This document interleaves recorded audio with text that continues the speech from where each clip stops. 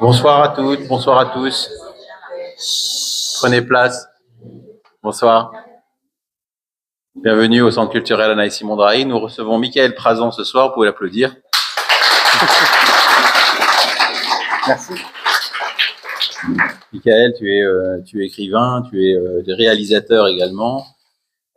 Tu es très actif sur les thèmes que tu as pu développer sur les idéologies radicales, le nazisme, l'antisémitisme, l'antisionisme, le terrorisme et le frérisme, par exemple.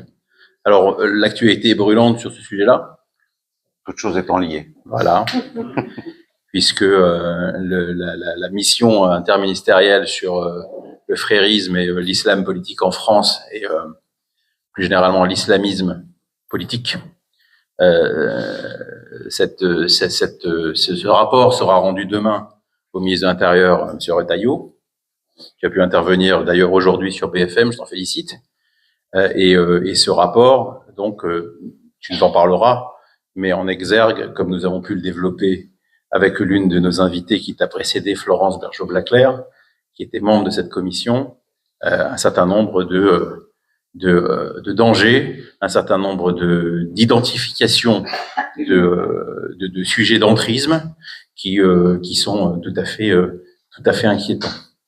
Voilà, on va développer également ton livre.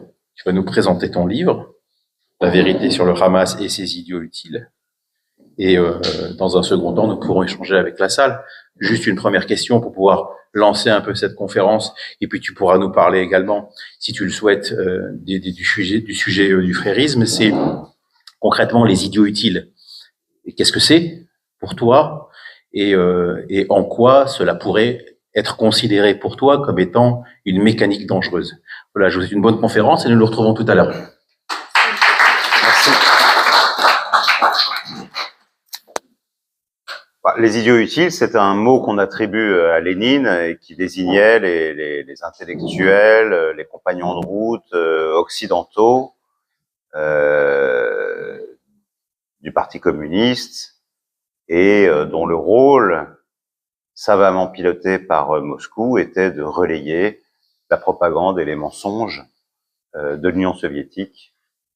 On en a, on peut en citer beaucoup, le plus connu d'entre eux étant Sartre, qui est d'ailleurs en couverture d'un livre actuellement sur justement la faillite des intellectuels de Sibony. Non, Fitoussi. Je connais tellement de Fitoussi et de Sibony parfois. Samuel Fitoussi, qui est excellent d'ailleurs. Et donc, comme il y avait des idiots utiles de la période soviétique, il y a aujourd'hui des idiots utiles du Hamas. Je rappelle évidemment, mais vous le savez tous, j'imagine, que le Hamas, c'est les frères musulmans palestiniens. Alors peut-être qu'avant de parler des idiots utiles, il faut peut-être poser un peu les choses sur à nouveau ce que sont les frères musulmans. Et effectivement, il y a une actualité brûlante aujourd'hui avec ce rapport, pour lequel effectivement je viens là, j'ai pris le taxi de BFM, où il y avait Gilles Kepel, Florence Bergeau-Blaclair qui était en duplex. Et donc j'ai lu, bon, comme certains d'entre vous, j'imagine, le résumé ou les bonnes feuilles qu'ont publié le Figaro. Il me semble de très juste, de très bonne tenue et très étayé. On verra ensuite évidemment ce que ça donne. Pour rappel, les frères musulmans sont nés en 1928 au Caire, à l'initiative de Hassan al-Banna, qui était un jeune homme à l'époque d'un milieu très rigoriste, provincial, et qui arrive au Caire pour suivre la formation des maîtres, pour devenir un enseignant. Et là, évidemment, en arrivant au Caire, c'est un choc parce qu'on est encore dans un contexte de colonisation britannique et il est absolument épouvanté par le changement des mœurs, voilà, l'occidentalisation des mœurs au sens large, avec l'importation de nouvelles idées, pour ne pas parler d'idéologie, la démocratie, le libéralisme, le féminisme. Il est surtout effaré par parce qu'ils voient des femmes qui marchent tête nue, parfois en talons hauts, et tout ça, évidemment, l'épouvante. Il va concerter un certain nombre d'oulémas à l'époque qui ont perdu tout leur pouvoir du fait de la colonisation et du changement de régime. Et à partir de là, après cette consultation, il y a cette geste qu'adorent rappeler les frères musulmans eux-mêmes, c'est-à-dire il va parcourir l'Égypte, traverser ses villages, faire de la prédication, et puis à l'issue de tout cela, créer donc cette confrérie qui évidemment est inspirée de l'islam le plus rigoriste qui soit, mais qui est aussi inspirée par l'exemple des fascismes européens, et c'est d'ailleurs à cet exemple qu'il va structurer et construire ce qui devient un parti politique, les Frères musulmans, la confrérie des Frères musulmans, qui va avoir un succès considérable en très peu de temps, hein, et dépasser même les frontières de l'Égypte, puisque la seconde antenne créée par les Frères musulmans sera l'antenne du Levant, autrement dit la Syrie, dans laquelle s'insère à l'époque la Palestine mandataire et donc le foyer juif de Palestine. La plus grande figure qui reste extraordinairement vénérée et célébrée par les Frères musulmans palestiniens aujourd'hui, c'est Ezzedine El-Qassam, qui est un Kurde de Syrie, qui va former un groupe de combattants qui va résister, pour le coup, contre les colonialismes français et britanniques, et qui, le cas échéant, organise des descentes dans les kibboutz du foyer juif, dans lesquels, de nuit, il égorge femmes, enfants, vieillards, toutes choses aujourd'hui, malheureusement, qui nous sont familières. Et vous aurez noté qu'Ezzedine El-Qassam, le nom se retrouve dans tous les activités du Hamas, que ce soit les roquettes Qassam, que ce soit la branche armée et combattante de l'organisation, etc.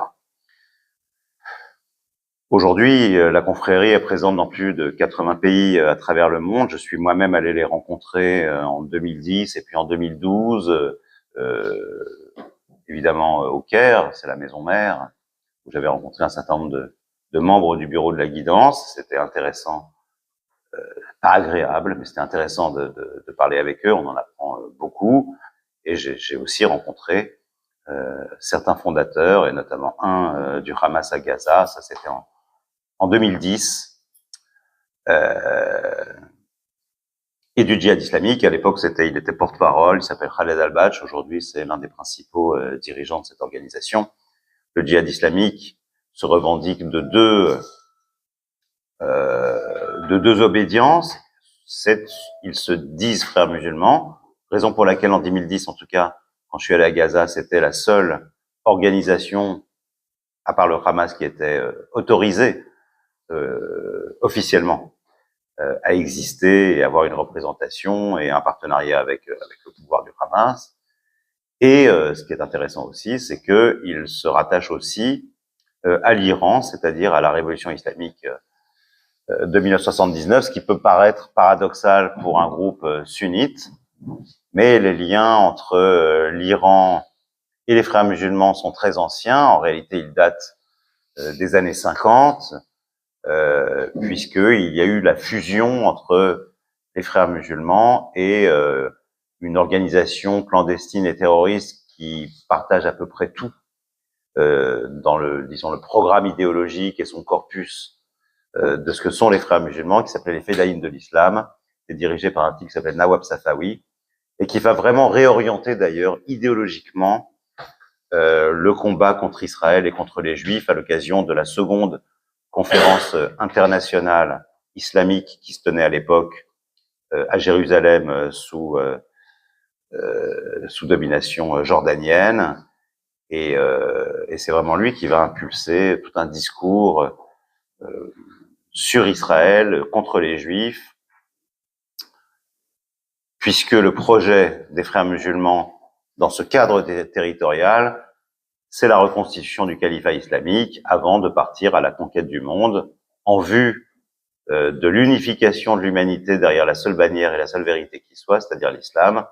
Et donc, c'est le projet du califat mondial. Voilà pourquoi il y a en fait, selon les époques, des terres de conquête qui peuvent,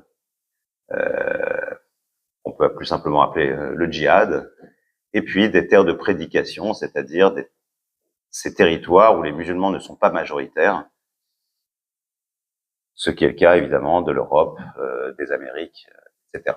Et donc là, les frères musulmans vont commencer à tisser leur toile à partir des années 50 via, à l'initiative d'un homme, Saïd Ramadan, qui était le gendre du fondateur Hassan al-Banna et qui est aussi le père de Tariq et Annie Ramadan, qui va fonder d'ailleurs le premier centre culturel, frériste, d'abord en Allemagne et puis ensuite s'installer en Suisse, ou l'un ou l'autre d'ailleurs. Et à partir de là, créer des antennes en Grande-Bretagne, bien sûr aux États-Unis, mais aussi dans les pays scandinaves, en Belgique bien sûr, et puis en France, où les frères musulmans s'installent à partir du début des années 80 avec l'UOIF, l'Union des organisations islamiques de France, qui a changé de nom aujourd'hui, parce que les frères musulmans n'avaient plus trop la cote à partir des années 2000-2005 pour devenir les musulmans de France. Et c'est à partir de là qu'on en vient aux idiots utiles. C'est-à-dire que toute cette bronca à laquelle on a assisté dans les universités, et d'ailleurs pas seulement en France, pas seulement à Sciences Po ou à Normal Sup ou à Nanterre, mais ça avait commencé aux États-Unis, à Columbia, etc. En réalité, ce qui s'est passé, c'est que ce sont initialement les associations frères musulmans, étudiantes. La grande force des frères musulmans, c'est que partout où ils s'installent, ils déploient un réseau associatif considérable. On considère aujourd'hui, à en croire d'ailleurs le rapport qui a été remis à Bruno Retailleau, qu'il y a, disons, 280 à peu près organisations qui sont organiquement reliées aux frères musulmans, mais les frères musulmans parviennent toujours à s'adapter dans les territoires où ils s'installent, et aujourd'hui, il est plus simple et plus efficace pour eux de dissimuler ou de rompre toute affiliation trop organique ou trop visible avec la centrale frériste, et ici, en l'occurrence, les musulmans de France.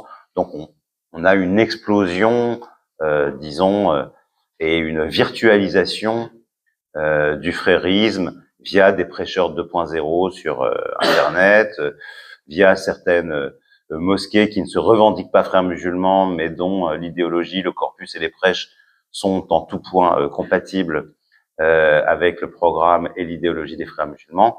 Donc aujourd'hui, le paysage est beaucoup plus brouillé qu'il ne pouvait l'être il y a encore 10 ans, où parce que l'organisation des frères musulmans est une organisation très structurée, fondée, comme je l'ai dit d'ailleurs dès l'origine, sur une structure pyramidale. On avait, vous savez, ces grands rassemblements, la RAMF notamment, qui rassemblait 100 000 personnes au Bourget. Mais aujourd'hui, voilà, ça s'est un peu affaissé. Et d'ailleurs, ils en avaient créé une autre à Lille. Ce qui est intéressant avec les frères musulmans, c'est que leur grande force, c'est évidemment leur conviction, leur détermination, mais c'est aussi une certaine stratégie d'expansion et de visibilité. En réalité, quand ils s'installent en France, ils vont bénéficier d'une situation très particulière qui est l'effondrement du bloc soviétique. Et donc, principalement, ils vont aller là où il y a des personnes qu'ils peuvent, et c'est un mot qu'ils utilisent, entre guillemets, réislamiser. Donc, ils vont là où sont les minorités musulmanes.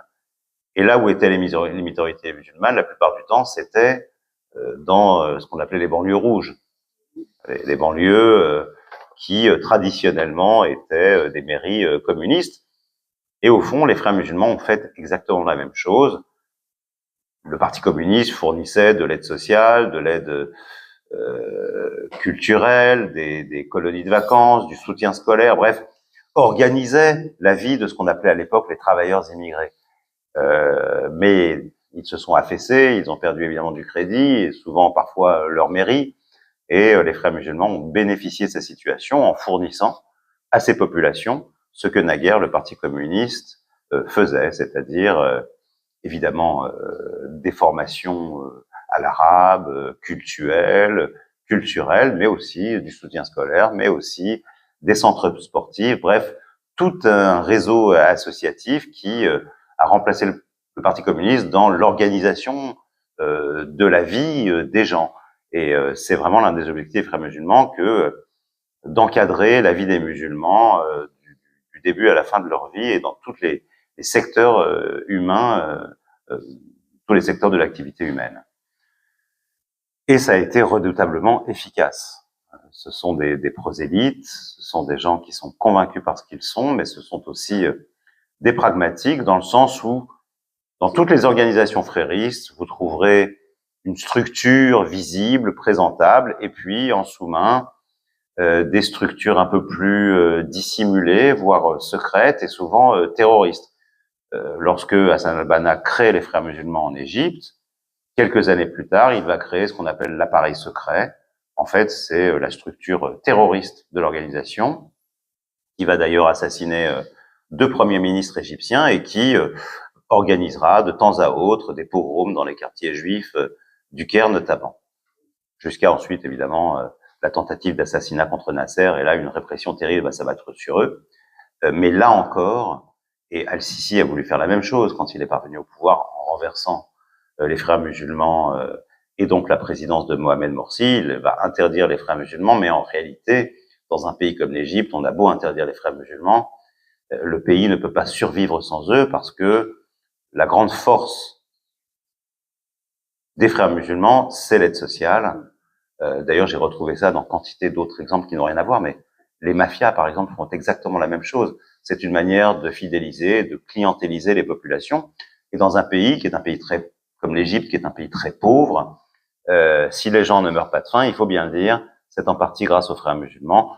Et on trouve aussi le corollaire d'associations coptes, mais qui sont évidemment moins puissantes et moins nombreuses. Mais moi qui suis allé en Égypte et qui ai visité, vous avez des cliniques, vous avez un certain nombre de dispensaires qui sont redoutablement bien dotés, étonnamment bien dotés, et il est évident que ça s'adresse à des gens qui sont parmi les plus pauvres, et lorsque vous avez un pays dont un tiers de la population est analphabète, eh bien ce sont des populations qui sont facilement clientélisables et qu'on peut manipuler à satiété. L'autre force des Frères musulmans, et on en vient à la fin de cette longue parenthèse, pour en revenir aux idiots utiles, c'est la jeunesse. Hassan al-Banna a tout de suite compris qu'il y avait 2 choses qu'il fallait absolument faire, c'est voiler les femmes, créer une société où la mixité entre les sexes est impossible, et ça c'est l'un des fondements même de l'idéologie des Frères musulmans.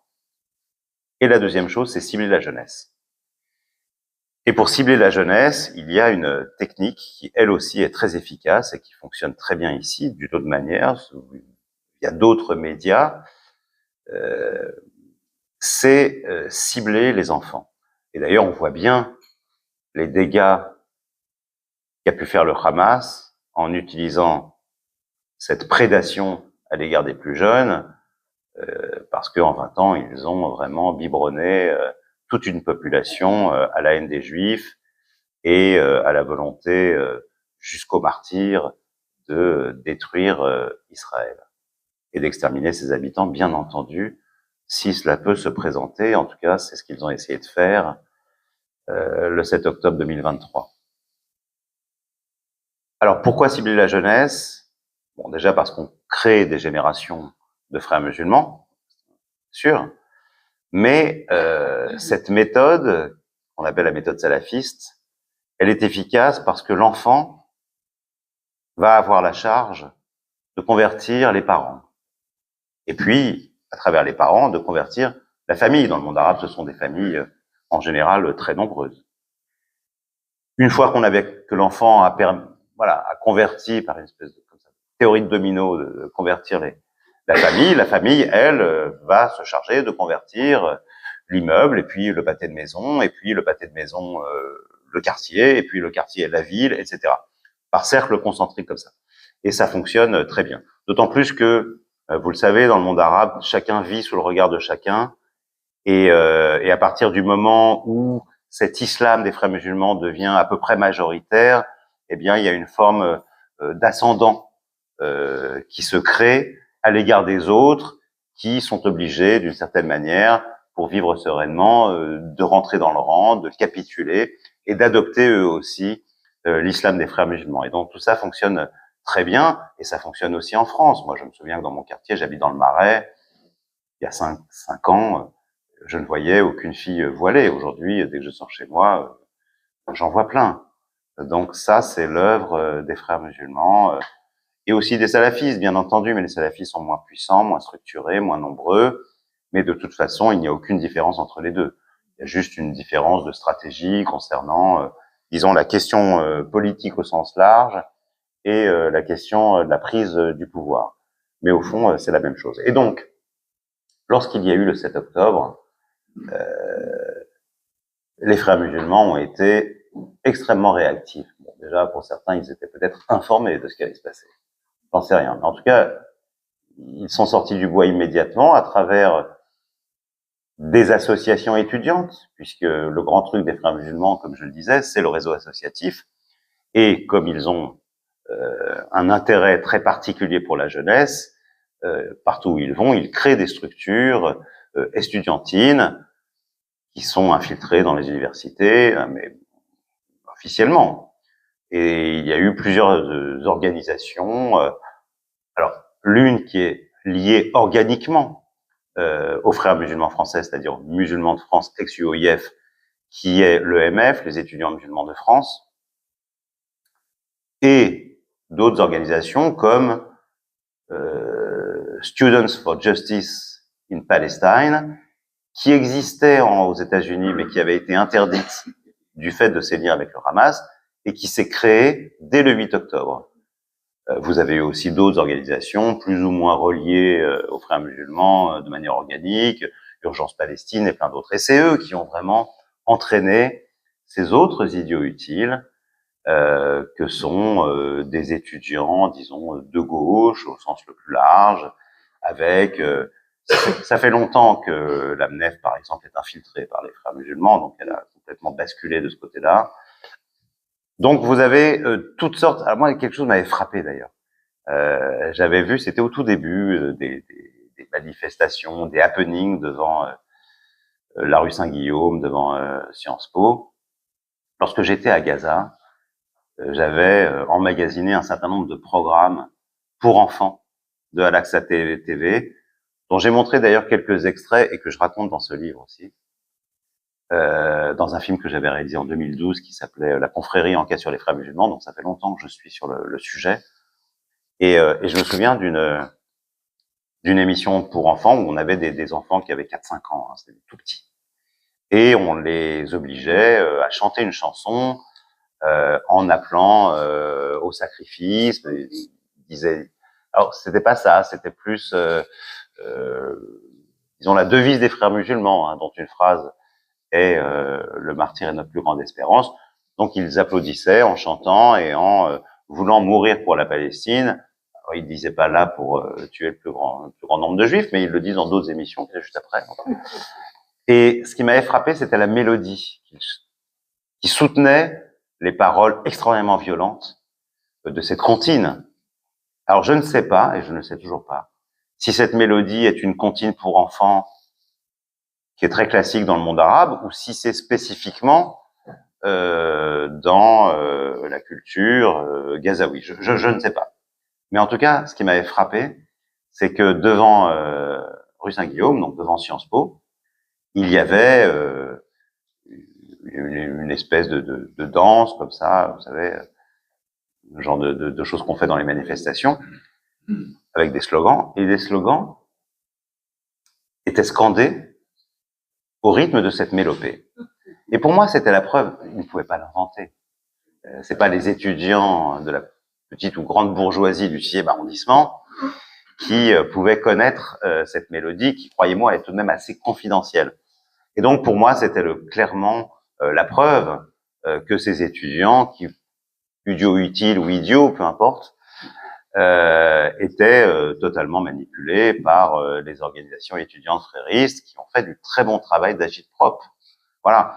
Et ça avait lieu, évidemment, à Columbia et dans toutes les universités américaines, et pas seulement, un peu partout dans le monde. L'autre, disons, indice de cette présence et de cette manipulation, vous vous souvenez peut-être que Columbia est devenue une espèce de ZAD avec des tentes pendant un temps assez long.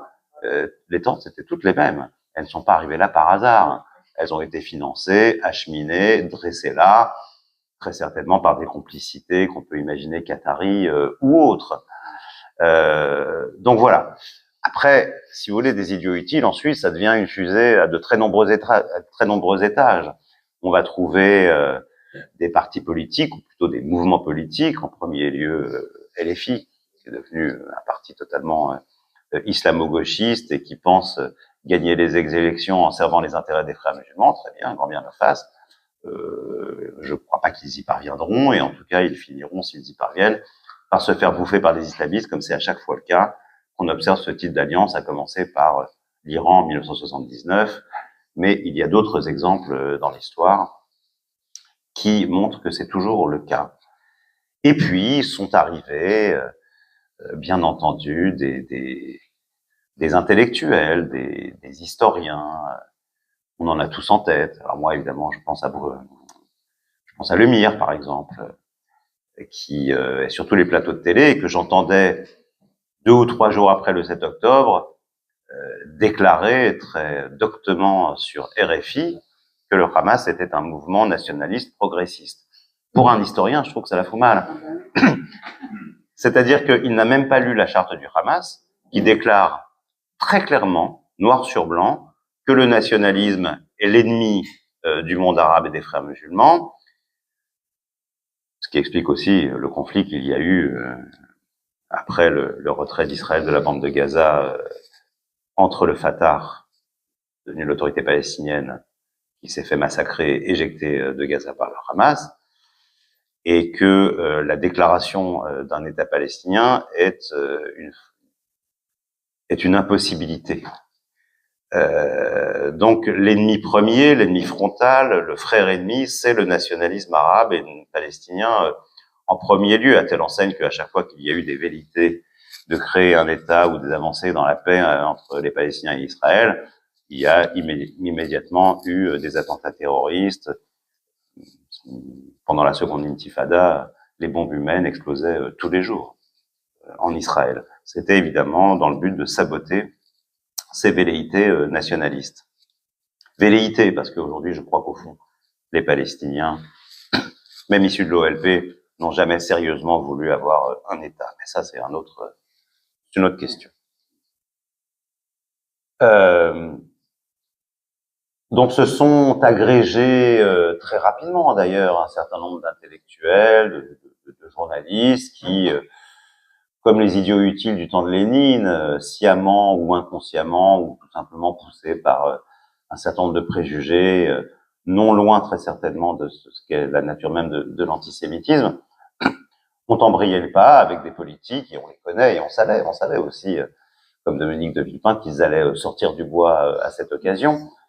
Mais vous avez, et ça a été une constatation immédiate, des ONG, que ce soit Amnesty International, que ce soit, y compris d'ailleurs la Croix-Rouge, d'ailleurs je crois, en fait, toutes les ONG, qui immédiatement n'ont pas eu un mot pour les victimes israéliennes ou les otages, n'ont jamais d'ailleurs réclamé la possibilité d'aller voir s'ils étaient bien traités ou bien nourris, mais qui ont immédiatement et assez rapidement d'ailleurs scandé au génocide. Donc voilà, on a tout un système de poupées russes où à chaque fois qu'on en ouvre une, on tombe sur un nouvel idiot utile. Et le problème, si vous voulez, que ça a fini par quand même irriguer dans la société jusqu'à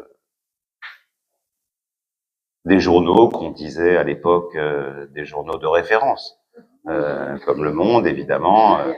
Vous connaissez tous la question que pose quand même la direction du traitement de l'information moyen-orientale par Benjamin Barth, qui est marié à une militante pro-palestinienne, qui est d'ailleurs elle-même palestinienne, d'un antisémitisme et d'un antisionisme acharné et virulent, au point d'ailleurs qu'elle a émis des tweets qui se félicitaient dès le 7 octobre des massacres et des pogroms en cours, et qui lui a valu d'ailleurs d'être virée de l'association où elle travaillait. Bon, vous avez tous observé ça comme moi. Dans le livre, j'essaie d'expliquer un autre phénomène qui me semble très intéressant à comprendre, qui est ce qu'on appelle la fenêtre d'Overton. Certains d'entre vous, peut-être, savent de quoi il s'agit. Pour ceux qui ne le savent pas, alors, Joseph Overton était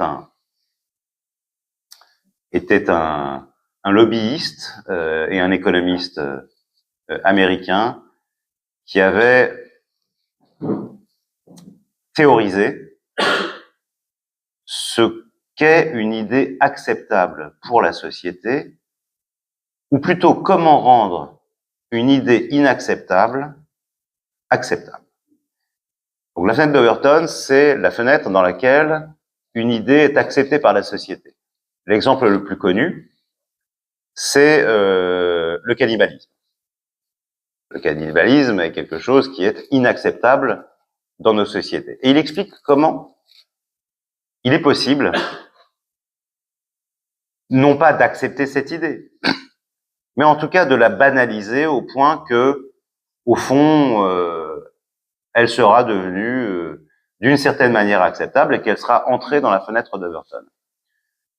Et donc il explique les techniques qui sont très mécaniques et qui fonctionnent magnifiquement pour que ce soit le cas. Déjà, il suffit de faire vivre l'idée. Par exemple, en la répétant tous les jours. Autre exemple, les Juifs ont été victimes d'un génocide et sont les génocidaires d'aujourd'hui. Bon, a priori, ça peut sembler inacceptable. Pour moi, c'est inacceptable. Eh bien, il suffit de crier au génocide tous les jours et au bout d'un moment, les gens s'habituent. Ce qui nous révulse un jour, au bout de 10, 20, un an, on y est habitué. Bon, mais ça ne suffit pas. À partir du moment où l'idée est en vogue, elle reste inacceptable, mais elle va peu à peu s'incruster dans la société via différentes méthodes. La première, c'est on va organiser des conférences. Et pour discuter de cette thèse, y compris d'ailleurs contradictoires, des débats contradictoires, ou pas d'ailleurs, on va mettre en scène des intellectuels ou des militants, Rima Hassan et des gens un peu plus respectables par ailleurs, qui vont aller à Sciences Po, à Normale Supérieure, ou dans d'autres lieux, disons, de débat et des milieux intellectuels.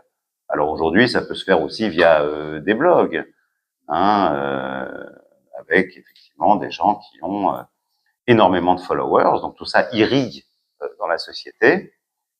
Et puis, on va passer de débats à des tribunes dans les journaux, et des débats aux tribunes sur des plateaux télé. Et puis, jusqu'à ce que des institutions, comme par exemple des musées nationaux, s'en emparent. Le Palais de Tokyo a organisé assez rapidement une exposition à la gloire du terrorisme palestinien. Dans voilà, l'indifférence, c'était déjà entré d'une certaine manière dans la fenêtre d'Overton. En tout cas, c'était le point final qui permettait d'y entrer. Et puis, il y a des méthodes aussi un peu plus pernicieuses. Par exemple, il y a une exposition au Musée de l'Homme sur l'histoire de l'immigration. Donc, c'était intéressant. Vous aviez voilà, l'immigration subsaharienne, l'immigration du Maghreb, ça. Pas un mot sur les Juifs. Les Juifs n'ont jamais immigré en France. Voilà. Et donc, on voulait aussi montrer quel était l'apport positif de ces différentes migrations à la France. Les Juifs en étant absents, ils n'ont rien apporté à la France. Donc c'est aussi passé par une forme d'effacement. Et voilà, à partir de là, à partir du moment où on passe des individus à des institutions souvent étatiques, eh bien, c'est la preuve que l'idée est entrée dans la fenêtre d'Overton, c'est-à-dire qu'elle est devenue acceptable, elle s'est totalement banalisée et le poil ne se hérisse plus à l'entendre, et c'est pour moi ce qui s'est passé entre le 7 octobre et aujourd'hui. Alors, reste à savoir ce que pense le gros des populations, et là, c'est difficile à dire. Il y a des thèses différentes qui circulent sur ce qui s'est passé notamment samedi dernier au moment de l'Eurovision. Bon, vous êtes comme moi, vous avez certainement voté 20 fois pour elle.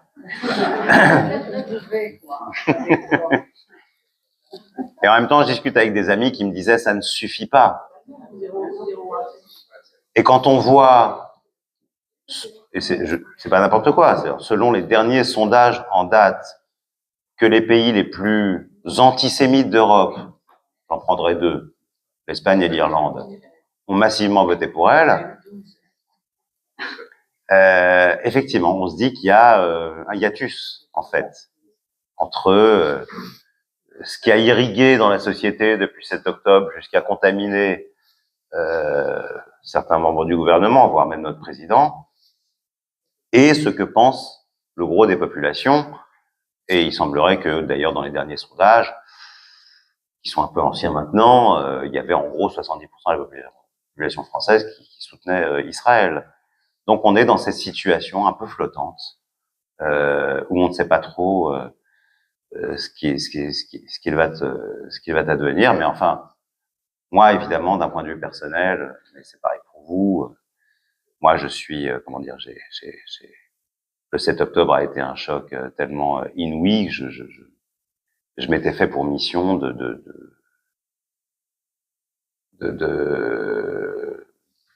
non pas de devenir un activiste, mais en tout cas, j'ai fait ça toute l'année, quoi. J'ai arrêté mon travail, j'ai été sur tous les plateaux où je pouvais aller, je n'ai fait que des conférences tous les jours, j'ai écrit ce livre. Alors, bon, en termes d'efficacité, j'en sais rien, à vrai dire, mais il m'a semblé que c'était ma mission de le faire. Et vous me trouvez peut-être un peu fatigué, bah c'est le cas. Tout va être un peu fatigant, et surtout c'est un peu usant aussi et déprimant, parce que bon, vous avez tous suivi ça comme moi. Voilà, sur l'essentiel de ce que je pouvais dire en roue libre et tout seul. Maintenant, je suis tout à fait prêt à continuer. J'ai oublié plein de choses, bien entendu, mais je préfère en discuter avec vous. Si merci, Michael. Merci. On va prendre des questions. Il y a plein de questions. Ah, tu vois comment il est. Hein. Bonsoir et merci pour votre exposé. Alors, vous avez fait effectivement, on vous a entendu après le 7 octobre. On s'était d'ailleurs croisés dans le Marais en mois de novembre. J'étais avec ma fille et je vous avais dit que ça nous avait fait du bien. Voilà. Donc on est nombreux, je pense, à être entrés un petit peu en résistance en essayant de faire ce qu'on pouvait. Vous nous avez dressé un constat qui n'est pas reluisant. Donc, qu'est-ce que vous voyez pour l'avenir? Qu'est-ce qu'on pourrait faire de plus pour réveiller et faire bouger la population française, parce qu'elle va être, l'ensemble va être concerné et déjà concerné. Qu'est-ce qu'on peut faire de plus? Voilà. Merci. Je pense, je sais pas, j'en sais rien. Ce que je peux, si vous voulez, il y a moi ce que j'ai constaté quand même, mais vous aussi. Je pense pas que le gros de la population française adore ni le Hamas. Ils savent très bien de quoi il s'agit. Je veux dire, quand il y a eu le Bataclan, qu'avons-nous fait en France? On a rasé Mossoul et Raqqa. Il y a eu entre 10 et 40 000 morts civils sous les bombes. Personne n'a jamais pensé descendre dans la rue pour crier au génocide. Hein. Bon. Mais en tout cas, moi, ce que j'ai constaté parmi, disons, mes amis, les gens avec qui je travaillais à l'époque, je finissais un documentaire avec une maison de production dans laquelle d'ailleurs il n'y avait que des femmes, et c'était très agréable, mais au lendemain du 7 octobre, pour des raisons voilà, professionnelles, je discute avec certaines d'entre elles. Et comment dire, elles avaient de la peine pour moi, mais au fond, j'ai senti qu'elles n'étaient pas concernées. La preuve en a été que lorsqu'il y a eu la marche contre l'antisémitisme, il y avait 2 absents. les non-juifs, je parle même pas de Macron, et les jeunes. Donc ça, c'est quand même un coup de semonce pour l'avenir, quoi. Alors méfions-nous aussi de ce que veut dire les jeunes. Je pense pas que les étudiants Sciences Po ou des centres-villes soient nécessairement représentatifs de toute la jeunesse de France, mais enfin je pense qu'en tout cas le gros de la jeunesse qui n'est pas impliqué dans ce type de manifestation n'en a sans doute pas grand-chose à faire. Et quoi qu'il en soit, cette jeunesse, c'est quand même un signe d'inquiétude, c'est tout de même l'élite et la France de demain. Donc, alors, qu'est-ce qu'on peut faire?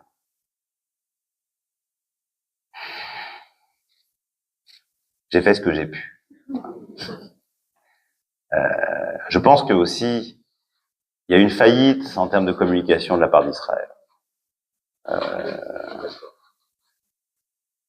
J'étais très proche de certains milieux israéliens au moment de la seconde intifada notamment, et j'ai bien compris que malgré tous les efforts que Israël pouvait faire, il n'arrivait jamais à obtenir l'assentiment du monde. Et donc, ils ont décidé de ne plus en tenir compte. Et ben, je pense que c'est une très grave erreur.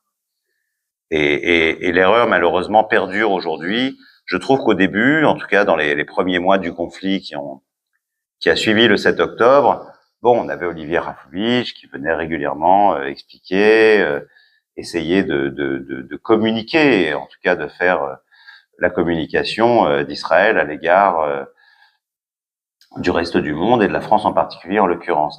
On ne l'entend plus. Oui, mais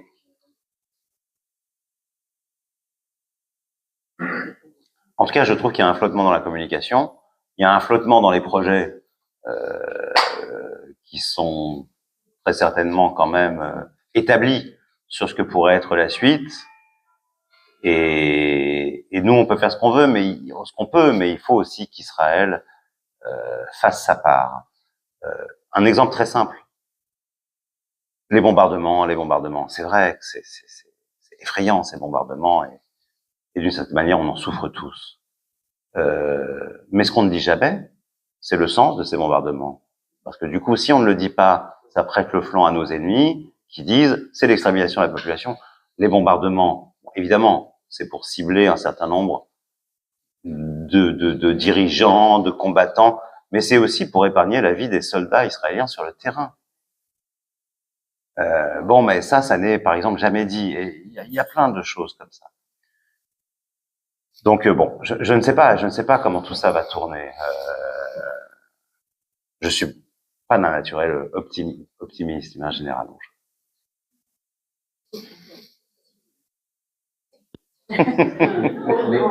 L'explication, je te donne le micro. L'explication systématique d'un bombardement ou d'une action d'une armée est toujours vouée à l'échec. Il n'y a pas de communication positive, à mon sens, d'une armée qui se bat pour une cause juste et qui est considérée par une partie du monde comme étant une armée agressive. Donc c'est simplement l'approche.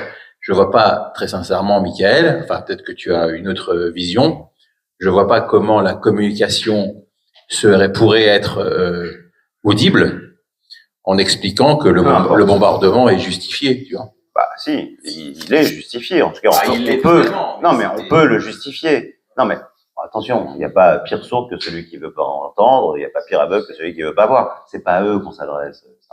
C'est très bien, ça ne changera rien. Les gens qui sont antisémites, les gens qui ont des calculs politicards derrière tout ça, etc., on ne les convaincra pas. Mais je crois qu'il faut parler. Voilà. Je pense qu'il faut parler. Il faut parler à des populations qui, évidemment, sont mal informées ou même subissent des campagnes terribles de désinformation. Et je crois qu'on ne doit pas se retirer de ça. On a encore besoin du monde. On a besoin de l'Europe et des États-Unis en particulier. Tu as raison. Merci beaucoup pour tout ça. Je vais lire le livre avec beaucoup d'attention. Alors, on a parlé des techniques pour la fameuse fenêtre d'Oberton. il y a une technique, selon moi, qui est très utilisée, c'est-à-dire la culpabilisation de ceux qui ne pensent pas comme politiquement correct. Et aujourd'hui, c'est politiquement correct de dire qu'Israël est génocidaire, que etc. etc. Et j'aimerais que nous passions un petit moment. Moi, j'ai lu les livres d'histoire de Mireia Das-Lebel et tout ce qu'elle avait raconté sur les divisions internes qui ont fait que les Juifs et les Hébreux ont perdu les guerres. J'aimerais que nous parlions des idiots utiles qui sont parmi les Juifs, par exemple, la population juive. Il y en a. Là, il y en a de plus en plus. Le problème, c'est que je pense qu'ils sont aussi les victimes de cette question affective, c'est-à-dire cette question finalement égotique. Ils ont tellement peur de perdre leur image, leur sacro-sainte image auprès des médias, auprès des foules, etc., qu'ils en finissent par ne plus pouvoir réfléchir intelligemment à la question. Donc, jusqu'à un général israélien, je crois qu'il fait le buzz en ce moment chez les LFI et chez Émeric Caron, même un général israélien critique, etc. Donc, je pense que là, il y a une tribune d'Esther Benbassa, Erviller, tout ça. Enfin, comment est-ce que on peut essayer de régler au moins cette question-là pour pas faire plus de dégâts que ça en fait, et ça en fait énormément. Parce que, juste une anecdote, je suis allée donner un concert en Normandie et une dame est venue vers moi en disant, parce qu'elle a vu mon ruban et que j'avais demandé, quand j'ai chanté, j'ai demandé la libération des otages, et elle m'a dit, oui, mais moi, on peut pas me taxer d'antisémite parce que tous mes parents sont morts en camp d'extermination, enfin mes grands-parents. Et elle m'a dit, j'ai trop peur qu'Israël fasse la même chose. Je lui ai dit, mais enfin, réveillez-vous. Réveillez-vous. Voilà, c'est ça la question. Comment est-ce qu'on peut arriver à récupérer tous ces gens qui se laissent complètement prendre par ce besoin égotique de s'aimer eux-mêmes, quoi. Enfin, voilà. Je comprends votre question et en même temps, je la nuancerai un peu dans le sens où, vous savez, c'est quand même difficile à comprendre pour les gens. Déjà, est-ce que les gens savent réellement ce que c'est qu'un juif? C'est pas si évident. Est-ce qu'ils savent ce que c'est qu'Israël? Est-ce qu'ils en connaissent vraiment l'histoire? Vous savez, quand on veut s'informer, c'est compliqué aujourd'hui. Alors évidemment, on a tout à disposition, sauf que c'est piégé de tous les côtés. J'ai tapé l'autre jour sur Wikipédia, et attention, Wikipédia, il y a de très bonnes choses, quoi. C'est un outil qui peut être remarquable, mais j'ai tapé Gaza, et il y a un très long article, et j'ai lu, faites l'expérience. Il y a une phrase, Gaza dans les années 20, les Juifs ont empoisonné les puits, etc. Petite note de bas de page, voir la Croix-Rouge en telle année, c'est référencé. Bon, c'est en une phrase réactiver l'imaginaire antisémite médiéval, etc.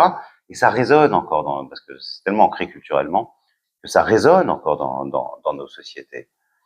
Donc, il y a des gens qui croient sincèrement aussi, qui ne sont pas aussi informés que nous le sommes, qui ne sont pas non plus aussi à l'affût que nous le sommes de tout ce qui se peut se dire en Israël, de ce qui nous arrive ici, etc. Donc, parfois, c'est un peu difficile aussi. Et alors, moi aussi, quand j'ai affaire à ce genre de réflexion, ça m'horripile. Et puis parfois, mais en même temps, je me dis, est-ce qu'il ne vaut pas mieux faire preuve de pédagogie, essayer de discuter avec ces gens, si tant est qu'ils soient de bonne foi? Si c'est des LFistes ou des antisémites patentés, bon, on va pas perdre son temps non plus, ni ses nerfs. Mais je me mets parfois à leur place et c'est pas simple. D'autant plus que, si vous voulez, il y a l'entourloupe de ce qu'a produit 40 ans d'extrême gauche, de domination d'extrême gauche, disons, sur le plan culturel, estudiantin, etc., a permis d'extraire le juif de ce qu'il est, c'est-à-dire appartenant à une minorité. Et ça, le wokisme a balisé le terrain. Je pense que ce qu'on a vu à partir du 7 octobre n'aurait pas pu avoir lieu s'il n'y avait pas eu, et déjà, le fait que, qu'est-ce qui structurait le Front National de Jean-Marie Le Pen? Parce que il avait rassemblé des Maurrassiens, des païens, des collaborationnistes convaincus comme l'œuvre française, etc. Il y avait peu de rapports des catholiques intégristes. Il y avait peu de rapports, en fait, idéologiques entre ce qui structurait la colonne vertébrale, c'est l'antisémitisme. L'antisionisme, depuis 40 ans, est devenu ce qui structure toutes les chapelles de l'extrême gauche, militantes, le plus souvent estudiantines, et donc c'est le ciment de tout ça. Et donc on arrive maintenant à une génération qui, avec ces nouvelles idéologies, qui sont d'ailleurs très anciennes en réalité, enfin issues des années 60 en fait, c'est que le wokisme a permis d'exclure le juif de ce qu'ils appellent les racisés. Or, qui a le plus souffert du racisme? Bon, à part les Africains en esclavage, que les Juifs, sous l'Allemagne nazie notamment, mais pas seulement. Ils ont été exclus de ce qu'ils étaient pendant des millénaires, c'est-à-dire des dominés, et on en a fait des super blancs, des super dominants. Donc, c'est une inversion totale du paradigme. Et donc, en réalité, c'est un ressort antisémite, mais qui permet de faire de l'antisémite un antiraciste. Et donc ça, c'est quelque chose, un retournement invraisemblable, mais qui, malheureusement, a parfaitement fonctionné et laisse des traces. Et c'est parce qu'il y a eu ça, disons, dans les 10 années qui ont précédé, que je crois, en tout cas, être antisémite en étant antiraciste et en étant du bon côté du manche, ou en tout cas en se disant du bon côté du manche, c'est quelque chose qui a permis cette espèce de haine invraisemblable que subit l'État d'Israël, d'autant plus que tout de même, ce qui s'était passé le 7 octobre aurait dû... il y a eu une émotion au début, mais elle n'a pas duré très longtemps. Voilà. Bon, mais le milieu juif... Alors pour ce qui est du milieu juif, écoutez, moi, par nature, j'aime le débat. Je pense que c'est la force du judaïsme. Vous savez, il y a eu une époque où on disait 2 juifs, un groupuscule, 3 juifs, une scission. Ça fait partie, comment dire, du monde juif et même dans le monde juif religieux, le pile-poule, au fond, c'est ça aussi. Et c'est l'une des beautés, je trouve, du judaïsme et de l'âme juive. Reste qu'il y a, à mon sens, des contextes et un moment pour le dire. Et je pense que le moment n'était pas le bienvenu. Qu'est-ce qui s'est passé en réalité? Le jeudi soir, il y a un reportage sur France 2 dans le journal de 15 minutes où on nous présente un enfant qui est à l'évidence pas en bonne santé et très fortement dénutri. Et c'est vrai, il ressemble d'une certaine manière à ce qu'on pouvait voir au sortir des camps d'extermination à la Libération. Bon, il se trouve que cet enfant est atteint de mycoviscidose. Ça ne règle pas le problème. Je veux dire, si les médicaments et le traitement qui doit lui être donné n'est pas acheminé, bon. En tout cas, ça a créé un émoi. Ça a créé un émoi. Moi, j'ai vu le reportage, et c'est suite à cet émoi que Delphine Orvillers et d'autres ont été choqués et ont pris la plume. Et ben, je vais vous dire, moi, je la connais bien, Delphine. C'est une amie. Elle m'a marié. Bon, je vais pas me battre avec elle. J'ai trouvé ça affligeant. Mais bon, et d'autres qui sont de proches amis à moi, qui ont signé cette tribune. J'ai trouvé que c'était malvenu, j'ai trouvé que c'était pas juste, et j'ai trouvé que c'était surtout pas le bon moment, et que, à l'évidence, ça allait servir nos ennemis. Et ça a été récupéré, évidemment, immédiatement. Et ça ne les fera pas aimer pour autant des gens qui détestent Israël et les Juifs. Donc moi, je comprends tout ça. Et en même temps, je lui accorde le droit de pouvoir le faire. Mais j'aurais préféré qu'elle le fasse, elle est israélienne, en hébreu, dans une tribune, publiée par Haaretz. Et là, à la limite, voilà, ça peut servir à quelque chose, dans le contexte israélien, et ça. Mais le faire ici, maintenant, après ça, aujourd'hui, dans le moment si particulier que nous vivons, oui, je pense que c'était une grave erreur. Une autre question, Michael? Oui, bonjour. Alors, une réponse et une question. Une réponse à qu'est-ce qu'on peut faire? Alors, pas grand-chose, mais on peut quand même essayer de s'engager dans des associations juives ou pas qui luttent contre ce phénomène. Et ma question, c'est est-ce que on peut croire en un sursaut de la France et de l'Europe suite à la divulgation de ce rapport, même si je crois que la plupart des choses qui sont mentionnées sont quand même relativement connues, et notamment suite à l'action de la France concernant le financement des organisations pro-palestiniennes, voire pro-Hamas, par l'Union européenne. Est-ce qu'on peut croire, on peut miser un certain espoir sur ces deux événements-là, et est-ce qu'on peut penser que, au cas où effectivement il y a des décisions qui soient prises, elles puissent influencer la population? L'espoir, ça mange pas de pain. Ouais. Et mieux vaut en avoir, j'ai envie de vous dire. Mais je ne sais pas. Les organisations fréristes sont extrêmement offensives au niveau européen. Vous aviez vu, par exemple, cette campagne d'affichage qui célébrait le voile islamique, qui avait été financée par l'Union européenne et qui était une initiative de la FEMISO, qui est une organisation frériste à l'échelon européen. Voilà. Donc il y a des.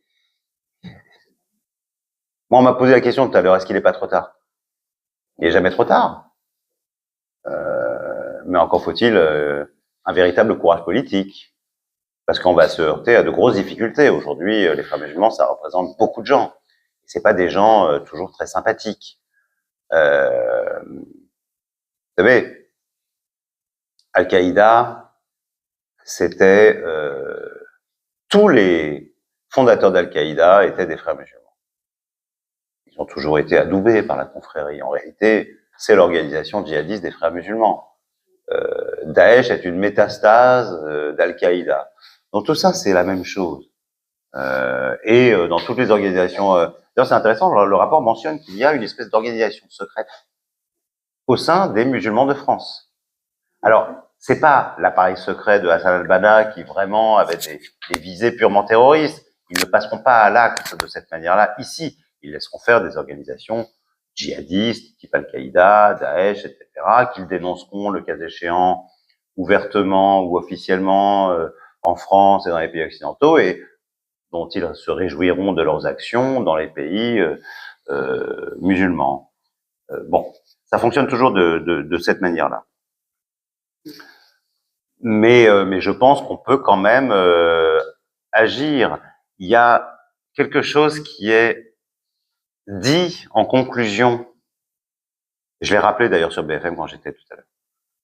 En conclusion du rapport, qui est que, et c'est très juste, il note que voilà, on a affaire à des gens qui sont extrêmement motivés, déterminés, qui sont prêts à sacrifier leur vie pour leur idéologie, pour mener à bien leur projet, et le projet à long terme, qu'ils ne verront pas de leur vivant, parce que c'est ça aussi, les frères musulmans, ils s'inscrivent dans un temps long, qui est le califat mondial, l'islamisation du monde, mais ils y travaillent. Et ils y travaillent bien, hein. Je veux dire, il y a 20 ans, la France n'était pas ce qu'elle est aujourd'hui, de ce point de vue-là. Donc ça, on voit bien les changements. Et je me souviens que quand j'étais j'étais au Caire et j'avais interviewé un type qui s'appelait Mohamed Al-Nour, qui était le porte-parole du premier parti politique salafiste, donc lié aux frères musulmans, mais pas à frères musulmans. Enfin bon, c'est la même idéologie. Lui-même a dit il n'y a aucune différence entre nous, à part la question du parti politique. Et l'échange était extrêmement virulent. Il a failli vraiment me casser la gueule. Mais il en est sorti des choses. C'est pas parce que c'est virulent et très tendu que c'est un mauvais entretien, bien au contraire. Et au bout d'un moment, il est sorti de ses gonds et il m'a dit, mais qu'est-ce que vous voulez de nous? Parce qu'il était très en colère contre la France. Il était très en colère contre la loi de 2004 des signes religieux à l'école. Il était en très remonté. Et il me disait, mais qu'est-ce que vous voulez de nous? Est-ce que vous voulez qu'on fasse comme vous? Qu'on mette des femmes toutes nues affichées dans nos rues? Que le seul horizon qui ce soit de gagner de l'argent et d'être individualiste comme vous l'êtes? Vous voulez quoi en fait? Et franchement, j'ai pas su quoi lui répondre. On n'a rien à leur opposer. Et c'est la conclusion du rapport, en tout cas ce que j'en ai lu dans le Figaro, c'est que on doit être capable de fabriquer un récit qui soit aussi puissant que le leur et d'avoir un réarmement intellectuel, culturel qui puisse s'opposer à eux. Parce qu'aujourd'hui, liberté, égalité, fraternité sont des mots creux, sont des mots vides de sens. Et d'ailleurs, ils sont faux. Il n'y a pas d'égalité, il y a encore moins de fraternité, et la liberté est entaillée de toutes parts, de différentes manières. Donc, il y a ça qu'on doit faire. Et ça, on doit le faire aussi à l'échelle du pays, pas seulement les Juifs, bien sûr. Mais en tout cas, moi, ce que je peux dire, c'est qu'après le 7 octobre, et vous l'avez certainement ressenti, je me disais prendre la parole comme je le fais aujourd'hui devant vous. Bah, on se parle entre nous et on pense tous la même chose, et pour beaucoup, ce que je vous dis, vous le savez. Donc ça sert à quoi? Je me suis rendu compte que ça servait quand même, parce que on a eu un sentiment d'essolement et d'isolement immédiat dès le 7 octobre en fait. Et je crois qu'on a eu aussi envie de se rassembler, d'être ensemble et d'être rassurés par des gens qui essayaient de porter le fer comme j'ai pu le faire, mais il y en a tant d'autres dans les médias ou ailleurs pour essayer de convaincre, pour essayer de faire valoir et surtout pour ne pas céder sa place. Moi, j'ai jamais aimé aller sur les plateaux de télé, c'est à chaque fois une épreuve pour moi. J'aime pas ça du tout, mais en même temps, je me dis si j'y vais pas, je laisse la place à Lemire ou à d'autres, et donc je me sens obligé d'y aller. Merci. Bon, bonsoir monsieur. Vous avez très brièvement évoqué le Qatar. Pouvez-vous développer les liens de nos jours, les liens entre le Qatar et les frères musulmans? Et question subsidiaire par rapport à ce que vous venez de dire, est-ce qu'il y a une influence des frères musulmans sur les services publics des médias? Je pense en particulier à une chaîne que je regarde assez souvent et qui m'empêche de dormir, c'est France 5. Merci. Ouf.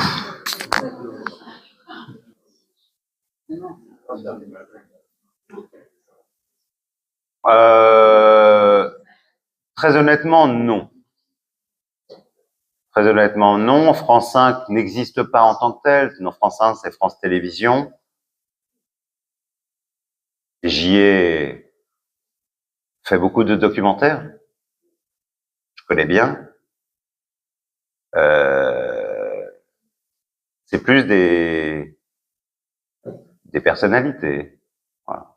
Des personnalités contrastées. Il y a des gens qui pensent clairement comme nous. Et des gens qui pensent le contraire, ce qui n'est pas le plus répandu. Et il y a des gens qui ont peur de leur public. Donc, voilà. Aujourd'hui, si vous faites un documentaire, c'est un exemple très précis et très personnel que je vous dis. Si vous voulez faire un film sur le Hamas, bah, si vous tapez pas un peu sur Israël, vous passerez pas. C'est un peu pour les nazis, puis un peu pour les juifs. Vous voyez, on peut pas faire un truc. Voilà. Et donc ça, c'est la peur du public, en fait. C'est la peur de se prendre une shitstorm derrière. Il y a ça aussi. Il y a toutes formes d'intimidation aujourd'hui qui sont extrêmement virulentes dans la société. Vous dites un mot de travers et même un mot qui vous échapperait, vous faites ensevelir sous un tombereau d'injures, de menaces via Internet, et parfois vous risquez votre vie. Faut pas oublier ce contexte dans lequel on vit, qui est quand même terrifiant. Alors bon, je sais bien que vous parlez de C'est ce soir, Rissouli, etc. Bon, je sais pas, je fais pas de procès d'intention. Rissouli a fait ses armes militantes dans le pro-palestinisme. C'était un fanatique, un fan de Yasser Arafat. Pourquoi pas? On était dans une autre époque aussi. Moi, quand j'étais au lycée, j'avais des copains ou des camarades qui portaient le kéfier. Et c'est pas le même kéfier qu'aujourd'hui, j'ai l'impression quand même. Voilà. C'était pas, moi, à l'époque, c'était des gens qui s'identifiaient clairement à gauche, mais qui n'étaient pas nécessairement des antisémites ou qui voulaient pas, voilà, il y avait un, comment dire, un soutien à l'OLP, à un OLP qui par la suite a tenté vaguement une paix avec Israël. Bon, c'était pas la même chose. Là, je suis allé faire je suis allé dans un salon du livre, faire des conférences aussi à Montréal, et il n'y a pas un jeune qui n'a pas un kéfier, quoi. C'est devenu de grégarisme, je sais pas, un grégarisme de la chiennerie, je sais pas comment le dire. Mais il y a, voilà, il y a aussi ça, faut pas négliger, une espèce d'entraînement, de phénomène de mode.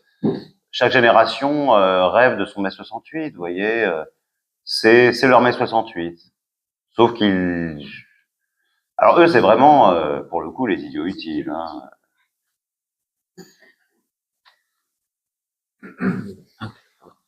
Oui. Oui. Juste 2 points. Une curiosité, au tout début, les fréristes étaient soutenus financièrement par qui? Et puis, deuxième point, une proposition par d'autres, informer à fond nos enfants et nos petits-enfants sur l'histoire du peuple juif, de l'antisémitisme, soutenir certains journalistes non juifs qui prennent des risques et qui heureusement ont la nuque raide. Et puis moi je n'hésite pas à provoquer des discussions avec des non juifs pour parler et les informer là-dessus. Voilà. Alors sur le financement, oui. Bon, il est clair que, pour revenir sur le Qatar est devenu aujourd'hui la centrale qui inonde et qui finance de ses pétrodollars les frères musulmans partout dans le monde. Hein. Ils ont financé la campagne de Mohamed Morsi en Égypte. Il ne vous aura pas échappé que ils n'ont jamais proposé d'arrêter les leaders de la soi-disant branche politique du Hamas qui est installée en ayant détourné l'aide humanitaire pendant des décennies dans de sublimes villas ou de magnifiques palaces qataris, qui a en plus une force de frappe énorme dans le monde arabe avec Al Jazeera et pas seulement dans le monde arabe, et puis avec des organes de propagande qui lui sont liés, tels que AJ+, etc., qui a une certaine influence, hein, y compris en France, faut pas le négliger. Donc tout ça, c'est un jeu d'influence et de conviction. Le Qatar aujourd'hui, c'est le grand pays, même si c'est un tout petit pays, frère musulman, très clairement, et qui a un pouvoir surdimensionné par rapport à sa population et à son territoire, ça c'est évident. Les frères musulmans, à l'origine, 1928, vont avoir différents types de partenariats. Dans un premier temps, d'ailleurs, l'Arabie Saoudite, mais qui va s'en détacher assez vite. Et surtout, le parti nazi.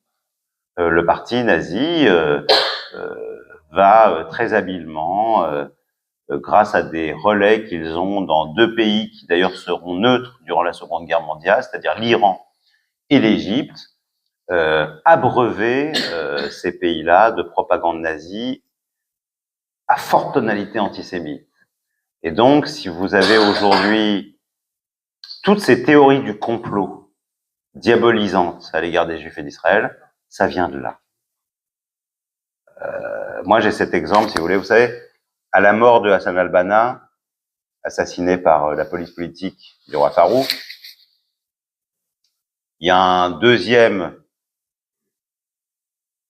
personnage qui va prendre sa place d'une certaine manière avec un rayonnement encore plus grand. Il s'appelle Saïd Qutb. Et Saïd Qutb, toute sa génération, elle a été abreuvée d'antisémitisme nazi. L'antisémitisme nazi a deux spécificités, selon moi. Un, c'est les théories du complot. Les Juifs dominent le monde, etc., les protocoles des sages de Sion, bon, voilà. Toutes choses qui n'avaient absolument pas cours dans le monde arabo-musulman. Aujourd'hui, c'est la doxa la plus répandue. Et ça vient de là.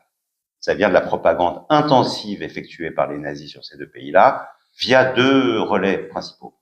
Des écoles techniques, et toute cette génération de frères musulmans sortent de ces écoles. Ils sont souvent des ingénieurs agronomes, des médecins.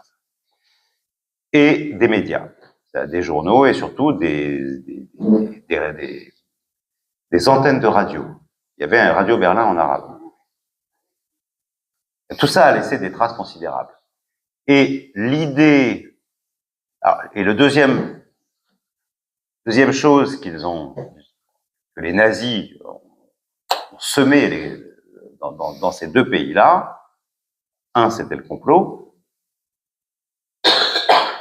et deux, c'est ce qui a présidé à la Shoah. C'est eux ou nous. Ils veulent nous détruire, je dois les détruire avant. C'est ce que pensait Hitler. C'est ce que pensait Céline. Bagatelle pour un massacre, son pamphlet terrible, d'un antisémitisme illisible, tellement il est d'une violence inouïe. Le massacre en question, c'est pas le massacre des Juifs, il l'écrit en 1937. C'est le massacre des Français à venir par les Juifs. Donc s'ils veulent nous détruire, et ils sont si puissants, il faut les détruire avant. Et ça, c'est très dangereux parce que c'est vraiment le premier pas vers le génocide. Et il y a cette anecdote de Saïd Qutb qui vient en fait d'un milieu plutôt de gauche laïque, etc. Et lorsqu'il intègre, lui aussi d'ailleurs, vraiment il est de la même génération qu'Hassan al-Banna, ils ont quasiment le même itinéraire, lui aussi il va au Caire pour suivre les cours, pour devenir un enseignant, et à partir de là, son discours commence à s'islamiser. Et il s'islamise à tel point que les directeurs de l'école des maîtres qui l'observent trouvent que c'est en train de mal tourner. Donc on va l'envoyer pendant 1 an aux États-Unis, dans une fac américaine, ça va lui faire le plus grand bien, et il nous reviendra un peu débarrassé de tous ces orépos islamistes. Et donc il l'envoie dans une université du Colorado, et alors ça va aller avoir l'effet totalement inverse.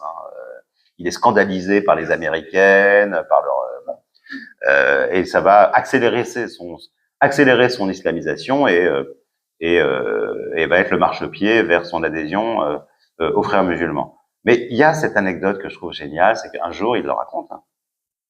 Donc il est vraiment dans le Colorado, dans une petite ville, mais au milieu de rien, quoi. Et il apprend la mort d'Hassan al-Banna, le fondateur des frères musulmans. Je sais plus où il est, dans un café ou je sais pas quoi. Et là, il voit dans la rue les gens en train de se sauter dans les bras, de crier de joie, etc. Et il dit, les Américains se réjouissent de la mort d'Hassan al-Banna. Bon. Il est évident que les gens dans le fin fond du Colorado ne savent même pas qui est Hassan al-Banna. Peut-être y avait-il un Super Bowl ou je ne sais pas quoi. Mais c'est la vision dans laquelle marinent les frères musulmans. Ils sont persuadés de deux choses. Que l'Occident, le but même de l'Occident, c'est la destruction de l'islam. Mais ils en sont vraiment persuadés. Et ils sont persuadés que l'Occident est aux mains des Juifs. Voilà.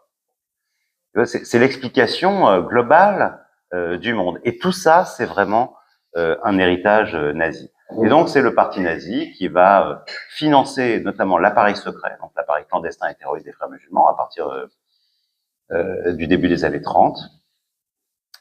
Il n'y a pas de hasard à ce que le grand moufti de Jérusalem, qui partage en tout point l'idéologie des frères musulmans, qui était le meilleur ami de Hassan al-Banna, qui doit la vie à Hassan al-Banna, puisque lorsqu'il est arrêté, jeté en prison en France, Hassan al-Banna va entrer directement en contact avec les autorités françaises et obtenir qu'il soit relâché, qu'il rentre dans le pays. Vous savez bien que le grand moufti de Jérusalem a appelé à la destruction des Juifs, a fait ses messages sur Radio Berlin pour encourager les Allemands à aller finir le travail de l'extermination des Juifs jusqu'en Palestine pour y assassiner les 500 000 Juifs de Palestine, les Juifs. Bon, donc ces collaborations entre les frères musulmans et les nazis sont comment dire, ontologique, véritablement, au point que Hassan al-Banna lui-même, pendant la guerre, est un espion au service du Troisième Reich. Peu de gens le savent. Donc il y a cette influence-là. Et cette influence-là, malheureusement, elle n'a pas eu d'impact que sur les frères musulmans, mais sur l'entièreté de la région. Parce qu'ensuite, ça s'est diffusé. Voilà. Moi, j'aimerais simplement savoir.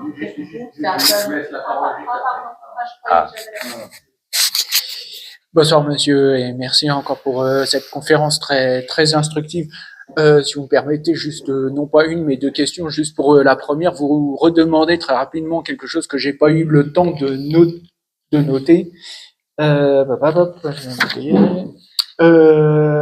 Vous avez parlé à peu près au début, je dirais le premier quart d'heure où vous avez parlé que les frères musulmans sont rattachés à l'Iran depuis 50 ans et sont une organisation terroriste, et après vous avez cité un nom, mais je ne sais pas lequel. Est-ce que... Bon, brièvement, je vais vous raconter cette histoire. Donc en 1953, c'est Sayyid Qutb, dont je viens de te dire quelques mots, qui est chargé d'organiser la seconde conférence islamique mondiale à Jérusalem.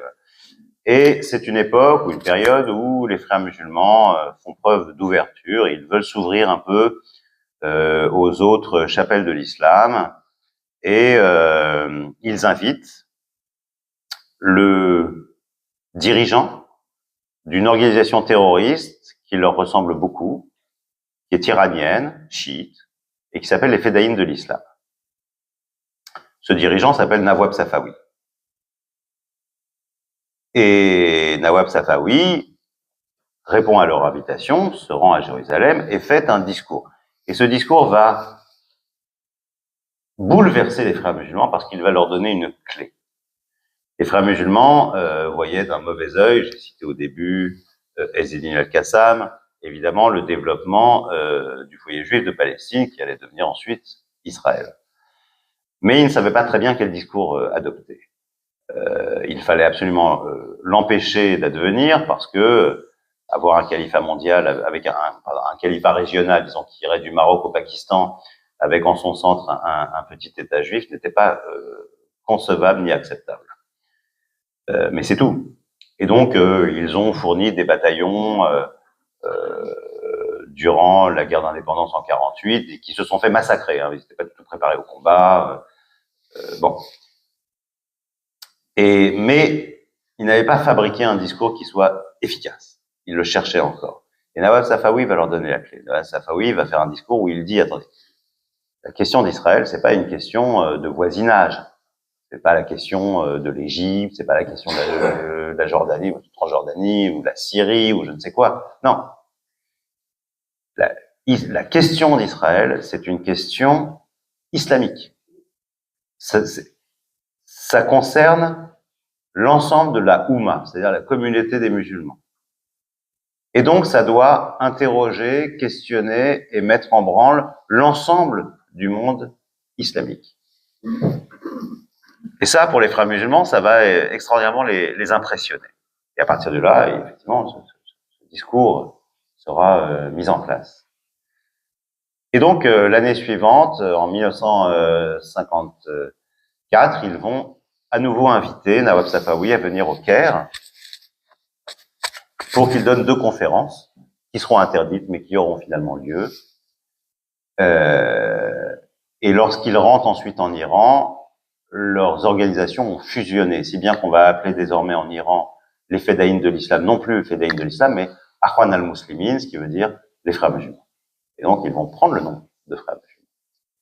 Nawab Safawi va tenter d'assassiner le premier ministre iranien, il n'y arrive pas, il est arrêté, condamné, exécuté. Sauf que son groupe, lui, survit. Et ils vont se chercher un nouveau leader. Et ils le trouveront en la personne de cet ayatollah exilé à Qom, Khomeini, à qui ils vont apporter la parole de Sayyid Qutb, qui est vraiment la pensée des frères musulmans, qui est vraiment le plus grand idéologue qui a connu la confrérie des frères musulmans.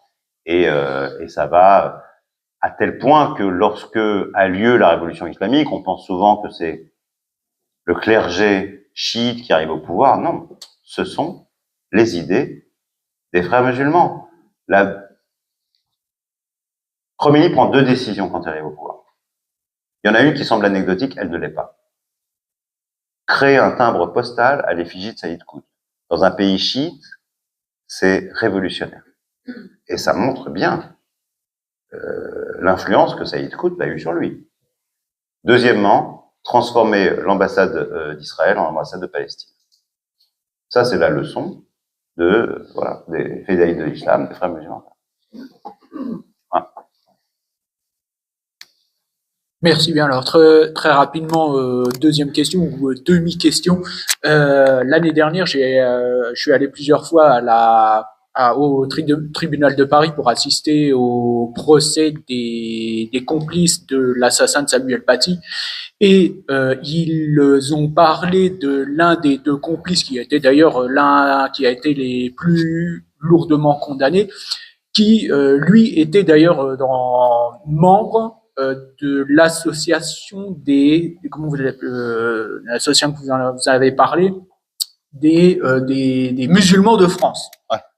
Est-ce que je me trompe, est-ce qu'il y a un lien entre cette association que vous avez parlé juste tout à l'heure et cette association dont faisait partie ce complice de l'assassinat de Samuel Paty? Merci. Les musulmans de France, c'est les frères musulmans français. Ils se sont appelés initialement UOIF, Union des organisations islamiques de France, et puis lorsque ça a commencé à sentir pas très bon pour les frères musulmans en Occident, lorsque par exemple la Grande-Bretagne a mis les frères musulmans sous surveillance, je vous rassure, ça n'a pas donné grand-chose, mais enfin bon, ils ont décidé de changer de nom parce que on commençait à savoir un peu trop qui ils étaient et le danger qu'ils pouvaient représenter, donc ils ont changé de nom et ils se sont appelés les musulmans de France, voilà. Ce qui est très malin, parce que l'un des préalables au militantisme des frères musulmans, c'est de balayer toutes les autres chapelles de l'islam. Il n'y a pas de clergé en islam, donc c'est des communautés qui sont un peu éparpillées entre les soufistes, bon bref. Donc d'abord, ce que commencent à faire les frères musulmans quand ils s'installent quelque part, c'est faire le ménage. Et donc, ils veulent imposer leur islam pour dire que c'est le seul islam. Et en s'intitulant les musulmans de France, évidemment, les gens pensent que c'est un peu comme l'islamophobie, comme le mot islamophobie, si vous voulez. C'est une entourloupe aussi. C'est une manière de dire, les musulmans en France, c'est nous. Or, non. C'était pas nous, initialement. C'était pas eux. Mais ils ont imposé ça. Ce sont des gramscistes, voilà. Ils arrivent à imposer les choses aussi par le vocabulaire. Bon, merci pour tout ce que vous faites, et on ne peut pas s'empêcher de vous trouver très courageux. C'est gentil. Sachant que aussi vos collègues Florence Bacler et Gilles Kepel, etc. sont protégés. Qu'en est-il de vous, des menaces qui pèsent sur vous éventuellement, etc.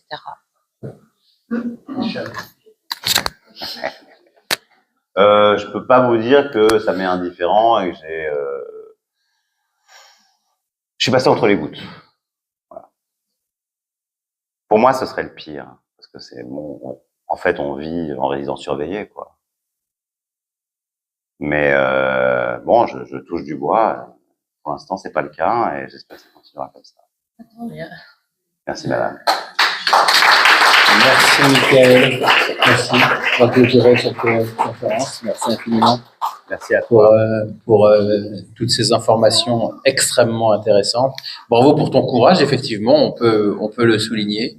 Et puis, par rapport au rapport sur le frérisme, l'entrisme des frères musulmans, au-delà de l'état des lieux, on attend impatiemment les éventuelles préconisations.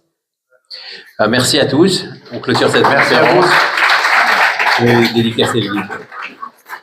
Merci, monsieur. Margaret. Oh là. Aïe, alors. Ça marche. Oui. Tu sais, nous aussi, on est courageux parce que quand on